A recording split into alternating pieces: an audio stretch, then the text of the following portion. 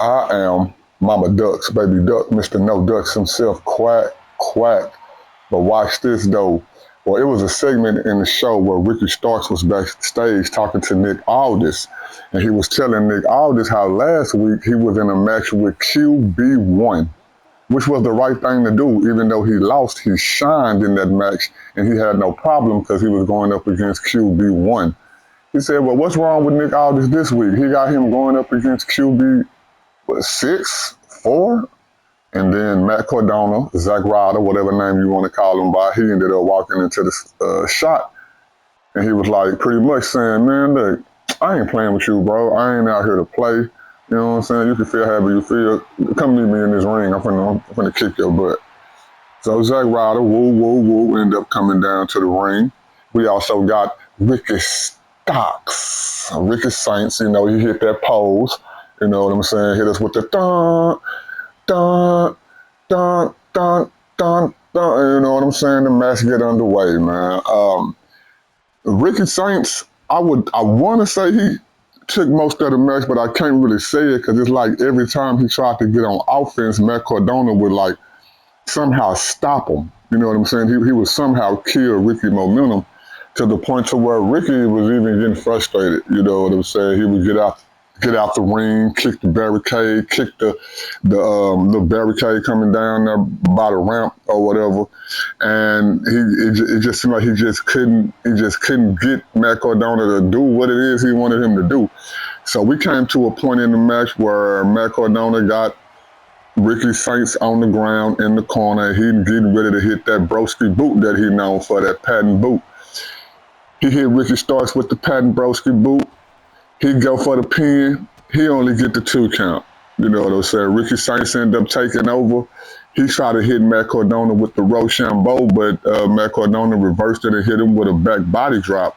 While Ricky Saints was getting off the ground, Matt Cardona went over there for the Rough Rider. When he tried to hit the Rough Rider, Ricky ended up rolling out the ring. But Matt Cardona ended up reaching over the ropes, you know, trying to pull him by the hair to pull him back into the ring. But Ricky Saints ended up reversing it and, you know, ripping his eye or whatever. So Matt Cardona, while his eye was ripped, you know, he turned around and tried to, you know, worry about his eye. And as he turned back around, Ricky Starks had got in the ring. Ricky Starks got in the ring and tried to go for a clothesline, but then Matt Cardona ended up hitting the Rough Rider.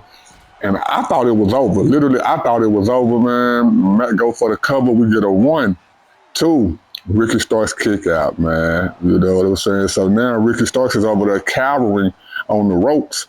And Matt Cardona is trying to get him off the ropes. But, you know, the ref is over there telling Matt Cardona, you got to let him get off the rope first. And while the referee is turned around trying to talk to Matt Cardona, you know, letting him know that he got to let him get off the ropes, Ricky Starks end up running over there, grabbing Matt Cardona by the head, and ended up hitting the Revolution DDT. And then after he hit the Revolution DDT, he picked up Matt Cardona, picked him up for the Rochambeau, ran across the ring, hit the Rochambeau.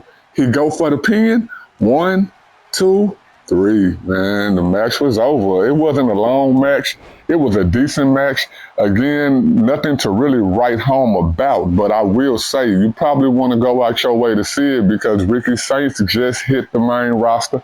Seemed as if they also got big plans for him, man. A lot of these NXT call-ups that they bringing up, I would say this year, unlike any other year, WWE is actually treating these guys right. And I think I know why. A lot of these dudes get paid a little bit less than the people who've been on the main roster for a while, such as people like the New Day and the Wyatt family. And I even heard they're trying to pull some tricks with Roman. These people are making real fat checks, man. So they bringing up these NXT people, putting them in prominent positions, and they're going to end up taking the place of these people who are not willing to negotiate.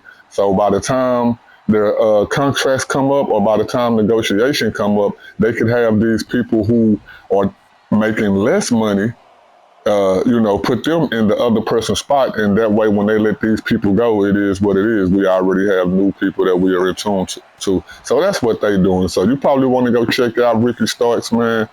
This is only like, his third match on on the main roster, and he's definitely going to be a prominent player. I've been seeing the star power in him ever since he was in AEW. AEW wasn't big enough for the boy. They also didn't know what they was doing with him. He should have been a top player over there, but they set him on the bench too because he was also telling them, about how the company is ran and the people that should get pushed and the people that should be put in prominent positions, and they didn't really want to hear it. So they put the boy on the shelf. Well, now since the boy been in WWE, I think he did his thing in NXT. He should have been on the main roster a long time ago, but I'm not hating because they took him down to NXT. They had to wash off that AEW stench off the boy.